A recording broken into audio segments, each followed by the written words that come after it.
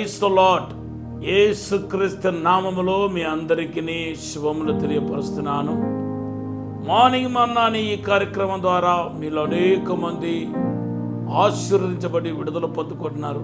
ఇది ఇంకా అనేకులకు ఈ పరిచర్య, ఈ యొక్క వాక్య సందేశాలు చేరలాగిన దయచేసి ప్రార్థన చేయండి, షేర్ చేయండి, పరిచయం చేయాలని కూడా ప్రేమతో మనవి చేస్తున్నాను. ఈరోజు దేవుడు మీకు ఇచ్చిన వాగ్దానం ద్వితీయోపదేశ కాండం 28వ అధ్యాయం 1-2 వచనం. దేవుడు కని విని ఎరగని రీతిలో మిమ్మల్ని ఆశ్రయించబోతున్నాడు. శ్రేష్టమైన మంచి ఈవులతో మీరు తృప్తిపరచబడబోతున్నారు. దేవుని బిడ్డారా, నిర్గమకాండం 17వ అధ్యాయంలో ఒక అద్భుతమైన సందేశం రాయబడి ఉంది. ఇశ్రాయేలు ప్రజల్ని కానాను దేశానికి నడిపించున్న మార్గంలో ఆ సీనా యొక్క అరణ్యంలో ప్రయాణిస్తున్నారు. ఈ అరణ్యంలో ప్రయాణించే వాళ్ళకి ఎంతో దాహము, తప్పిక కలిగింది. అప్పుడు మోసేతో మొరపెడితే మోసే దేవుని యొక్క మొరపెట్టాడు. అప్పుడు దేవుడు ఒక కొత్త పద్ధతిని మోసతో చేయమంటున్నాడు. తనకు ఎప్పుడు ఎన్నడూ దేవుడు చెప్పిన ఆ కార్యాన్ని గురించిన అవగాహన లేకపోయినా మోసే లోబడ్డాడు కాబట్టి ప్రజల యొక్క దాహాన్ని తీర్చగలిగాడు. నిర్గమకాండం 17వ అధ్యాయం 5-10 వచనాలు చదివితే మీకు అర్థమవుతాయి.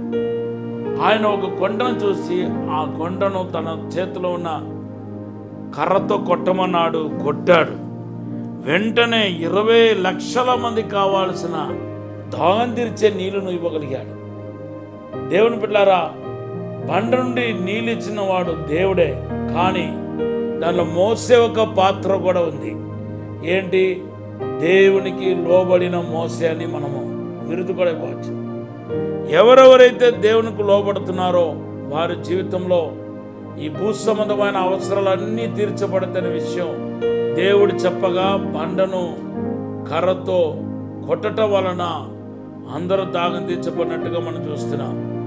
దేవుని బిడ్డారా, దాగం తీర్చబడటం అనేది అది ఆత్మ సంబంధమైన ఆశీర్వాదం కాకపోయినా భూ సంబంధమైన ఆశీర్వాదాన్ని కూడా దేవుని దగ్గర వేడుకోవాలని పరిశుద్ధ గ్రంథం మనల్ని హెచ్చరిస్తుంది.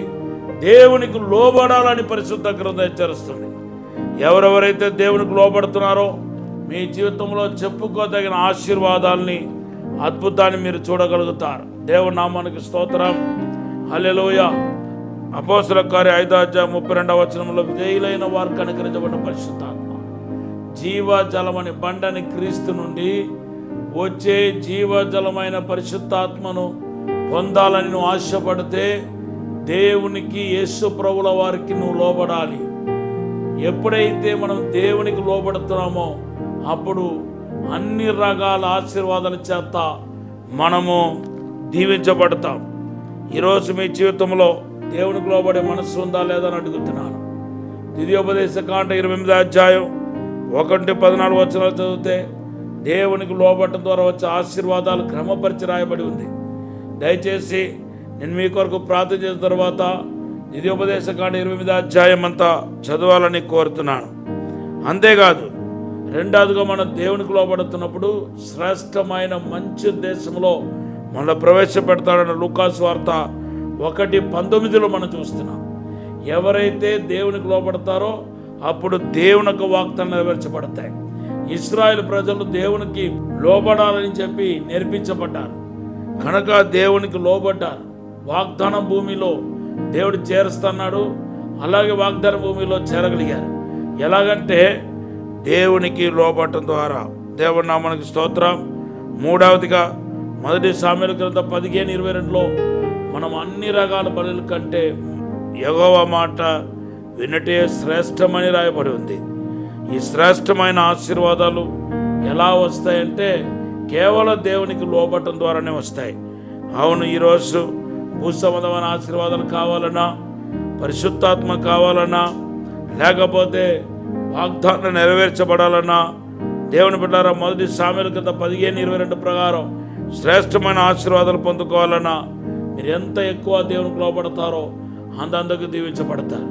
చివరిగా లూకాసు వార్త 5వ అధ్యాయం 3-5 వచనాలు చదివితే దేవునికి లోబడిన పేదరు ఒక జీవితంలో విస్తారమైన చేపలు పట్టగలిగాడు. ఈరోజు దేవుడు మనం ఆశీర్వదించబోతున్నాడు. కృపాక్షమలు మీ వెంట వచ్చిన కాక. పరిశుద్ధము నమ్మకమైన పరలోక తండ్రి, నీకు వందనాలు, స్తోత్రాలు ప్రభా. మమ్మల్ని క్షమించి, మన్నించి, పరిశుద్ధపరిచి, శుద్ధీకరించి మాలో నివసించమని అడుగుతున్నాను తండ్రి.